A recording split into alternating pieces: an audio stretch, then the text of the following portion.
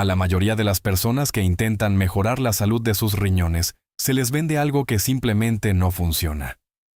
Por lo tanto, lo que quiero hacer en el video de hoy es decirles exactamente qué es lo que sí funciona, qué mejora realmente su función renal, y cómo ponerlo en marcha en un solo día. Y todo se reduce a un mecanismo en el centro del daño renal del que casi nadie habla, una hormona en particular, de la que la mayoría de las personas solo han oído hablar en el contexto de la diabetes, un marco de 5 pasos que comienza a funcionar en cuestión de horas, y la razón por la que la industria de los suplementos preferiría que usted nunca se enterara de nada de esto. Vamos a cubrir por qué los riñones se deterioran silenciosamente durante años, antes de que aparezca algo en un simple análisis de sangre, qué es lo que realmente está impulsando ese daño a nivel fisiológico, y qué puede hacer al respecto a partir de hoy sin gastar un solo centavo. Entonces, si van a la descripción de casi cualquier video de salud en YouTube en este momento, o se desplazan hacia abajo hasta los comentarios fijados, muy a menudo encontrarán a alguien tratando de venderles algo, ya sea un suplemento de apoyo renal. Si es que eso realmente existe, un protocolo de desintoxicación o algún tipo de mezcla de hierbas o polvos que supuestamente limpiará su sistema de filtración y restaurará su vitalidad. Y miren, entiendo por qué la gente cree en este tipo de cosas. Todos queremos un atajo. Todos queremos la solución que arregle el problema sin requerir que cambiemos nada difícil. Y las personas que venden esos productos son muy a menudo médicos, lo cual me enoja mucho. Porque uno cree que lo que está comprando funcionará debido a que está siendo comercializado por alguien con cierta autoridad. Y si un médico le recomienda algo, usted cree que vale la pena comprarlo y gastar 100 libras en ello. Ahora, les voy a decir algo gratis, que esos videos no les dirán: no existe ningún suplemento que mejore significativamente la función renal en personas con riñones sanos y en personas con riñones ya dañados. Varios de ellos. En realidad empeoran las cosas. Lo que realmente funciona, lo que realmente marca la diferencia y lo hace rápidamente, es algo mucho menos emocionante. Como siempre digo en todos estos videos, son las cosas aburridas basadas en la evidencia las que surgen una y otra vez en la investigación. Y si hacen estas cosas para ayudar a sus riñones por defecto, también estarán ayudando al resto de su cuerpo. Y aquí está la cuestión sobre la enfermedad renal, que veo desarrollarse una y otra vez en la medicina de urgencias. No llega. De repente se desarrolla lenta y silenciosamente, a lo largo de los años, mientras uno se siente más o menos bien. Mientras su médico le dice que sus análisis de sangre están dentro del rango normal para la persona promedio, lo cual para mí no es tan tranquilizador. Para cuando los resultados realmente se mueven fuera de este rango normal, entre comillas, a menudo ya han perdido una proporción significativa de su función renal, porque los riñones son notablemente buenos para compensar, para simplemente absorber el daño y seguir adelante justo hasta el punto en que ya no pueden más. Y la razón por la que tantas personas se encuentran en esta trayectoria sin saberlo, no es mala suerte y no es necesariamente la genética, es nuestro entorno moderno, la comida que nos rodea, la forma en que ha sido diseñada, y el estado metabólico que produce silenciosamente en la mayoría de las personas que la consumen constantemente. Y en el centro de todo esto hay un mecanismo que creo que está muy subestimado, a menos que vean estos videos, que es la insulina. Ahora, la mayoría de la gente piensa en la insulina como una hormona del azúcar en la sangre, aquello que sube después de comer y ayuda a mover la glucosa hacia las potas y las células.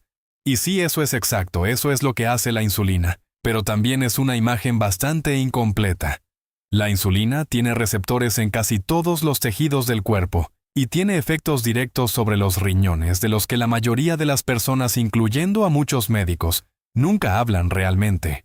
Cuando los niveles de insulina están crónicamente elevados, y por crónicamente nos referimos a largo plazo durante meses o años, suceden 3 cosas que son malas noticias para sus riñones específicamente. La primera es que la insulina les dice a sus riñones que retengan más sodio. ¿Y a dónde va el sodio? El agua obviamente lo sigue para tratar de diluir ese sodio. Entonces, ustedes retienen más líquido, su volumen sanguíneo. Aumenta, y como resultado su presión arterial también aumenta.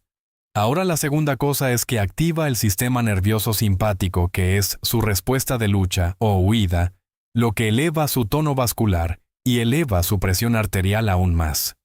La tercera cosa que hace es que aumenta directamente la presión dentro de las diminutas unidades de filtración del riñón, que llamamos glomérulos, las cuales son increíblemente sensibles a los cambios de presión, por lo que eso no es algo bueno. La presión alta sostenida dentro de esas estructuras durante meses, años o décadas daña el filtro, causa cicatrices y reduce progresivamente la cantidad de unidades de filtración en funcionamiento que les quedan. Una vez que desaparecen, no se pueden volver a regenerar. Por lo tanto, la hiperinsulinemia crónica, ya saben, la insulina crónicamente elevada, impulsada por una dieta que la mantiene disparada día tras día, está dañando sus riñones de manera silenciosa y gradual, de una forma que realmente no aparece en un análisis de sangre, hasta que ya está bastante avanzada.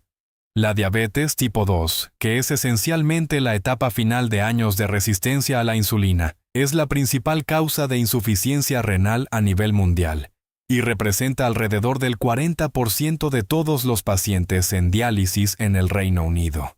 Y el daño renal no comienza cuando se diagnostica la diabetes, sino durante los años de insulina elevada que la preceden, a menudo una década o más antes. Ahora, a diferencia de las unidades de filtración en sí, los niveles de insulina no son fijos, no son una constante.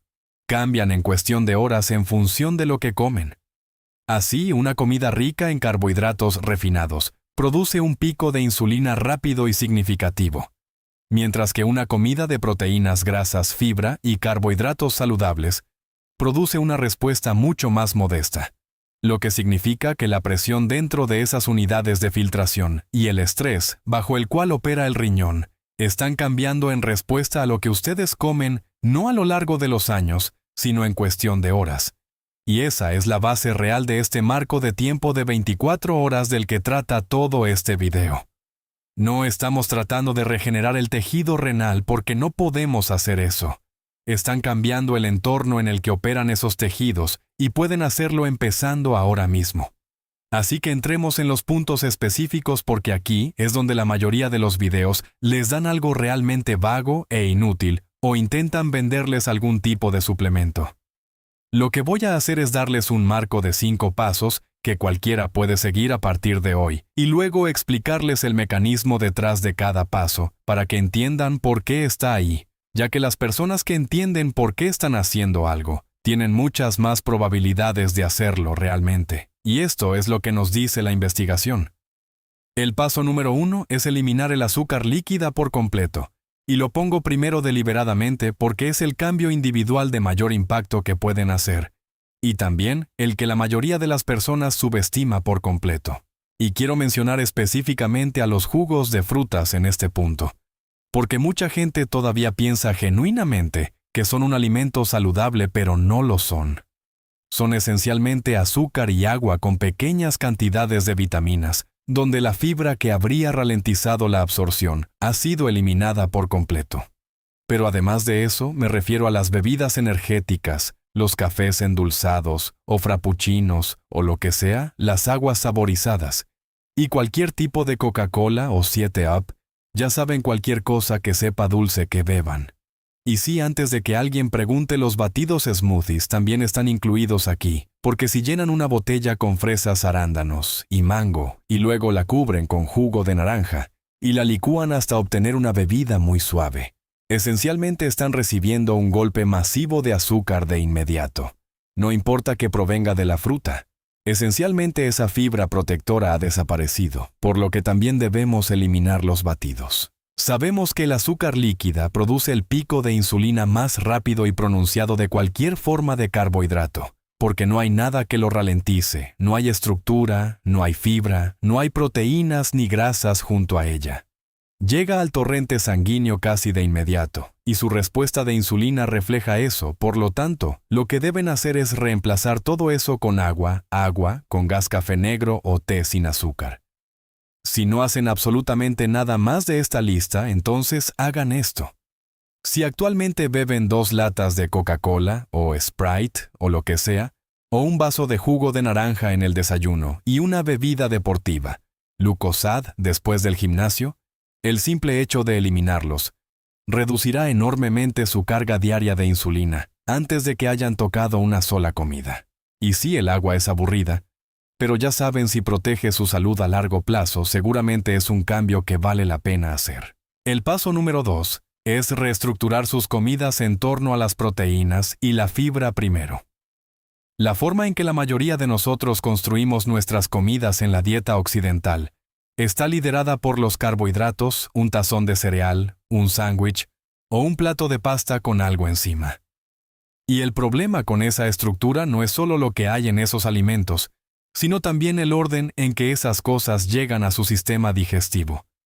Cuando comen proteínas y fibra antes que los carbohidratos, se ralentiza el vaciado gástrico, la velocidad a la que la comida sale del estómago, y se atenúa significativamente la respuesta posterior de la glucosa y la insulina. En la práctica esto se ve así para el desayuno. Son huevos con aguacate y espinacas o yogur griego entero sin azúcar del tipo del 5 o 10%, con algunas nueces y un puñado de bayas. Lo que significa no comer tostadas solas para el desayuno, ni cereales o granola, que todos pensamos que son saludables porque esos casi siempre universalmente van a disparar mucho su insulina. Para el almuerzo deben comenzar con una fuente de proteínas, ya sea pollo, salmón, pescado, huevos o tofu, lo que les funcione. Y construir la comida alrededor de eso con una cantidad generosa de verduras y un poco de aceite de oliva virgen extra. Para la cena, el principio es el mismo, una base de proteínas, una gran cantidad de verduras mixtas. Y si van a comer carbohidratos con eso, asegúrense de que sea algo con mucha fibra y muchos nutrientes también, como batata, lentejas, quinoa o legumbres. Básicamente algo que no sea blanco o beige, como la pasta, el arroz o el pan. El punto aquí es reestructurar la arquitectura de la comida para que la proteína y la fibra hagan el trabajo de ralentizar todo antes de que la glucosa entre en escena y comience a afectar los riñones. El paso número 3 trata sobre este concepto que llamamos alimentación con restricción de tiempo. Así que lo que deben hacer es dejar de comer al menos 3 horas antes de irse a la cama. Y si pueden, intenten retrasar su primera comida del día para un poco más tarde en la mañana. Ahora bien, no se trata de saltarse comidas o pasar hambre. Se trata de darle a sus riñones una ventana en la que la insulina sea genuinamente baja y no estén bajo presión. La mayoría de nosotros en el mundo moderno comemos desde el momento en que nos despertamos hasta casi una hora antes de irnos a la cama, lo que significa que la insulina está elevada durante la gran mayoría del día, incluso durante la noche, cuando el riñón debería estar en un estado de menor demanda. La investigación que analiza la alimentación con restricción de tiempo, incluso sin ningún cambio en lo que comen las personas, muestra reducciones masivas en la presión arterial, mejoras en la sensibilidad a la insulina y reducciones en los marcadores inflamatorios en cuestión de horas o días. El mecanismo de esto es bastante sencillo cuanto más tiempo pasen con niveles bajos de insulina, lo que significa sin comida en el estómago, es decir, cuanto más tiempo puedan pasar sin comer, más tiempo pasarán esas unidades de filtración en el riñón bajo una presión reducida, y eso es lo que queremos. Nada de esto es dramático. Simplemente significa comer la cena un par de horas antes y desayunar 1 o 2 horas más tarde si pueden. El paso número 4 es caminar después de cada comida. Ahora bien, he hecho algunos videos sobre esto recientemente, y es la intervención que probablemente recomiendo más que cualquier otra cosa en particular, y está respaldada por algunos de los hallazgos más sólidos y consistentes en la investigación metabólica de la última década. Una caminata de 20 o 30 minutos después de comer, o incluso solo una caminata de 5 minutos, si es lo que pueden lograr, hace algo muy específico: las contracciones musculares. Al caminar, impulsan la absorción de glucosa hacia el tejido muscular a través de una vía que pasa por alto parcialmente a la insulina por completo. Esto significa que su cuerpo está eliminando la glucosa del torrente sanguíneo, sin necesidad de producir una gran respuesta de insulina. Lo que esto hace es que atenúa significativamente el pico de glucosa posterior a las comidas, mejora muy rápidamente su sensibilidad a la insulina y reduce el estrés oxidativo en los pequeños vasos sanguíneos del riñón, que de otro modo generarían esos picos de glucosa. Hay un metaanálisis realmente grande publicado en la revista llamada Sports Medicine, que cuantificó este efecto exacto y vemos estos beneficios realmente positivos, incluso a los 10 minutos, pero 30 minutos es considerablemente mejor. El paso número 5 es organizar su hidratación, pero no de la manera que probablemente les han dicho en el pasado. Y digo esto porque existe este mito persistente en el espacio del bienestar de que beber cantidades enormes de agua es simplemente muy bueno para los riñones, que más siempre es mejor, que siempre deberían estar bebiendo de 3 a 4 litros al día y que sus riñones necesitan ser limpiados constantemente. Ahora, claramente, este no es el caso, y en personas que ya tienen una función renal reducida, en realidad puede ser muy perjudicial porque los riñones luchan por excretar el exceso de carga de agua. Lo que esto puede causar en realidad es algo llamado hiponatremia, que es un nivel de sodio muy bajo en la sangre, debido a que el sodio se ha diluido demasiado por toda esa agua, lo cual puede ser muy grave, e incluso causar la muerte en algunas personas. Lo que los riñones realmente necesitan es solo una perfusión adecuada, un flujo sanguíneo constante y suficiente, lo cual requiere que no estén deshidratados. Para la mayoría de las personas en un clima normal con niveles de actividad normales, un objetivo razonable es entre 2 litros y medio o 3 litros al día dependiendo de su tamaño. Y eso puede ser agua, leche, café negro o té sin azúcar. Claramente, si son activos o hacen ejercicio regularmente, necesitarán más líquido que eso a lo largo del día. Y la forma más fácil de comprobar si realmente están alcanzando ese objetivo y si están ingiriendo suficiente líquido, no es contando la cantidad que beben, sino observando el color de su orina. Lo que buscan es un amarillo muy pálido, un amarillo oscuro o ámbar. Significa que necesitan más líquido y completamente transparente todo el día. Todos los días significa que probablemente se estén excediendo un poco. Y no hace falta decirlo aquí, pero lo digo porque la gente me lo pregunta todo el tiempo. El alcohol obviamente no cuenta para su objetivo de hidratación. Trabaja activamente en su contra porque el alcohol es un diurético, y les hace orinar más, hace que eliminen líquido del cuerpo. Así que esos son nuestros 5 pasos para este video. Entonces, a las pocas horas de reducir su carga de carbohidratos refinados, sus niveles de insulina comenzarán a disminuir. A medida que cae la señal para retener sodio, se debilitará, y los riñones comenzarán a excretar más sodio y más agua, por lo que su volumen sanguíneo disminuye modestamente, y su presión arterial comienza a bajar unos pocos puntos, lo cual es particularmente notable en personas que ya tienen insulina basal elevada. Lo que también sucede es que la activación simpática en su cuerpo se relaja, y la presión dentro del glomérulo, que son esas diminutas unidades de filtración, disminuye. Los picos de glucosa después de las comidas que generan estrés oxidativo e inflamación dentro de esos pequeños vasos sanguíneos no ocurren, o lo hacen en un grado mucho menor. Ahora bien, nada de esto se reflejará drásticamente en un análisis de sangre después de un día. Pero es real, es medible a nivel fisiológico, y representa una reducción genuina en la carga que soportan sus riñones. La investigación de todos estos 5 pasos es realmente consistente. Sin embargo, la razón por la que importa es por lo que llamamos el efecto compuesto.